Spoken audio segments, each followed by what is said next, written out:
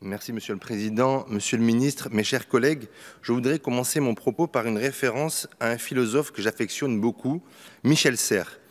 Habitat premier, le lieu matriciel où nous résidâmes 9 mois, héritière lointaine de ces gîtes primitifs, la maison, enfin. Comme l'indique le philosophe dans son livre Habiter, les problématiques liées à l'habitat sont anciennes, mais demeurent l'une des principales préoccupations contemporaines. Cette question touche des millions de nos concitoyens en raison du manque de logement, de leur prix sans cesse croissant, les rendant inaccessibles pour de nombreuses familles ou encore leur performance énergétique insuffisante. À travers la question de l'habitat se pose celle de la mutation permanente de nos sociétés. Vivre ensemble, innovation technologique, crise énergétique à venir, évolution des familles, besoins fondamentaux. Les défis qui nous assaillent sont nombreux. Un premier pas en la matière a été fait en 2010 avec le programme Habiter mieux. Il nous faut désormais poursuivre la démarche entreprise. Habiter mieux, c'est d'abord favoriser la transition énergétique et la lutte contre la précarité énergétique. Rappelons quelques chiffres. Selon le plan de rénovation énergétique présenté en novembre dernier, le nombre de passoires thermiques s'élève à 7 millions. 3,8 millions d'entre eux sont occupés par des ménages en situation de précarité. C'est beaucoup trop. Nous devons tout mettre en œuvre pour redynamiser la rénovation des logements et permettre à tous de vivre dans un habitat durable et économique. En réalisant de simples petits travaux, comme changer des ampoules ou recouvrir les conduits d'eau chaude, on peut faire baisser les charges de 300 à 400 € par an. Ainsi, lutter contre cette précarité énergétique, c'est aussi augmenter le pouvoir d'achat des ménages, notamment des plus modestes.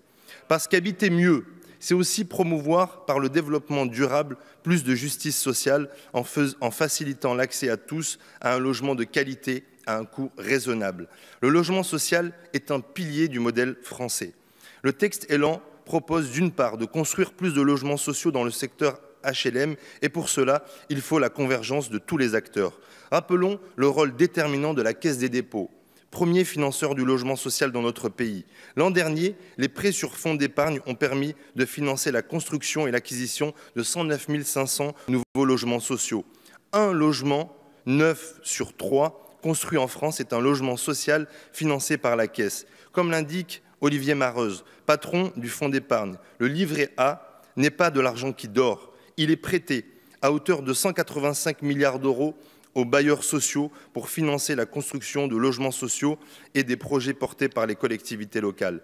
Je plaide pour que la CDC joue un rôle accru dans l'intermédiation entre bailleurs et locataires. En cela, je soutiens mon collègue l'excellent François Jolivet, rapporteur de la mission portant sur le logement dans le cadre du PLF 2018, qui a déposé un amendement co-signé par plusieurs députés. Et j'espère que cet amendement sera adopté, messieurs les ministres. Soyons fiers de ce système unique dans le monde. Transformer de l'épargne liquide en finançant des projets de long terme, voilà une belle illustration du meilleur entre le public et le privé. Financer l'intérêt général et, en même temps, être un investisseur institutionnel dans le domaine privé. Le texte Élan propose d'autre part de faciliter la vente de logements sociaux. À cet égard, ne cédons pas à la velléité spéculatrice de certains. Ne vendons pas ce qui coûte cher pour construire dans les banlieues. Sinon, nous retomberions dans ce que nous avons appelé la ghettoisation. Si je ne suis pas contre le principe de la vente, elle doit d'abord se faire en faveur des personnes qui y vivent et aider les plus modestes à acquérir un logement, même quand il s'agit du centre de Paris. Sinon, nous procéderions à une forme d'éviction des plus pauvres vers les banlieues.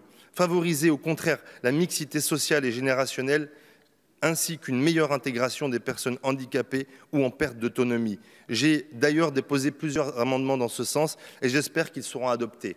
Pour finir, je citerai encore une fois Michel Serres qui dit « Celui qui n'a jamais été pris dans les bras de quelqu'un n'a jamais habité ».